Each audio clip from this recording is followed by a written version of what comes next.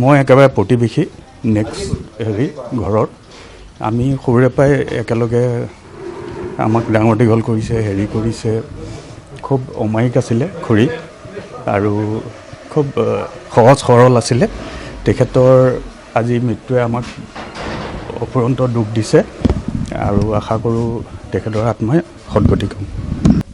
সঁচাই আজি বৰ দুখৰ দিন আমাৰ কাৰণে। খুৰীক মই ক্লাছ 5ৰ পৰাই পোৱা তেখেতৰ ডাঙৰ পুত্ৰ মোৰ আমি একেলগে পঢ়িছিলোঁ কিন্তু আজি হঠাৎ এইটো বাতৰি শুনি সঁচাই মই মৰ্মাহত হৈ পৰিছিলোঁ। আমাক খুব মৰম কৰিছিলে খুৰীয়ে কাৰণ তেখেতৰ ঘৰৰ সন্মুখৰ ঘৰটোৱে মোৰ।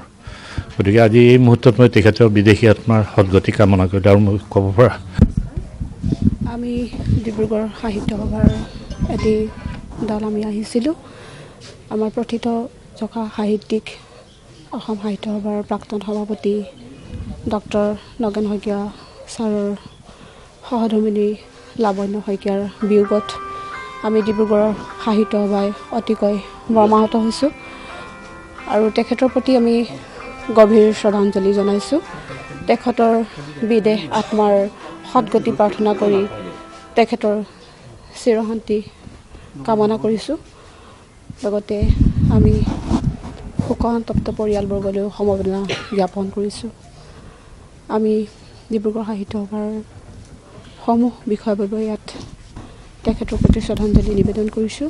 লাৱণ্য শইকীয়া বাইদেউ আচলতে প্ৰফেচৰ অধ্যাপক নগেন শইকীয়া ছাৰৰ গোটেই সাংসাৰিক দায়িত্ব বহন কৰি ছাৰক আমাৰ গোটেই অসমৰ সাহিত্য জগতেই হওক বৌদ্ধিক জগতেই হওক তেখেতক আগবঢ়াই দিছিলে আৰু শইকীয়া ছাৰে লাৱণ্য বাইদেউক তেখেতৰ গোটেই বৌদ্ধিক সম্পত্তি অৰ্পণ কৰিছিল আৰু সেই পিছত যেতিয়া অধ্যাপক নগেন শইকীয়া সাৰস্বত ন্যাস পৰিষদ গঠন হ'ল তেতিয়া বাইদেৱে অধ্যাপক নগেন শইকীয়া ছাৰৰ যিখিনি বৌদ্ধিক সম্পত্তি সেই গোটেইখিনি অধ্যাপক নগেন শইকীয়া সাৰস্বত ন্যাস পৰিষদক অৰ্পণ কৰিছিল আৰু সেই ন্যাস পৰিষদৰ সভাপতি হিচাপে মই গোটেই প্ৰায় সকলো সময়তে বাইদেউৰ লগত আলোচনা কৰি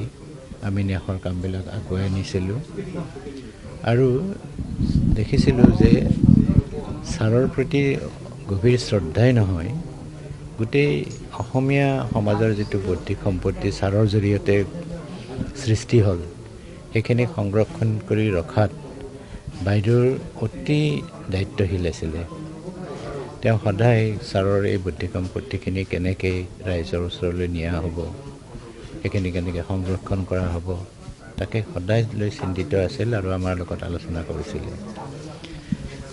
আপোনালোক সকলোৱে জানে শইকীয়া ছাৰৰ পত্নী লাৱণ্য শইকীয়া বাইদেউ অতি মানৱ দৰদী আছিলে। মানুহ যেতিয়া তেখেতৰ ঘৰলৈ সৰু হওক ডাঙৰ হওক যিকোনো মানুহ যেতিয়া আহে তেতিয়া বাইদেৱে একদম সাদৰী বাইদেৱে একেবাৰে একো এটা মুখত নিদিয়াকৈ কাকো যাব নিদিয়ে আৰু গোটেই আমাৰ যিটো ন্যাস পৰিষদৰ যিটো পৰিয়াল সেই পৰিয়ালটোক বাইদেৱে আৱৰি ৰাখিছিলে। গতিকে তেখেতৰ বিয়োগত আমি সঁচাকৈ আমি যেন মাতৃহাৰা হ'লোঁ এনেকুৱা ধৰণৰ এটা অনুভৱ হৈছে। তথাপি মই বাইদেউৰ আত্মাৰ চিৰশান্তি কামনা কৰিছোঁ। শৰীৰৰ যিকোনো অসুবিধাৰ সন্মুখীন হৈছে নেকি আপুনি? শাৰীৰিক সমস্যাৰ প্ৰতিকাৰ কেৱল আমি দিম। অভিজ্ঞ চিকিৎসকে দিব সুপৰামৰ্শ। প্ৰতি সপ্তাহত থাকিব বিভিন্ন ৰোগৰ বিশেষজ্ঞ চিকিৎসক। চাবলৈ নাপাহৰিব এনি ভাৰত 24ৰ বিশেষ অনুষ্ঠান স্বাস্থ্য বিশেষ।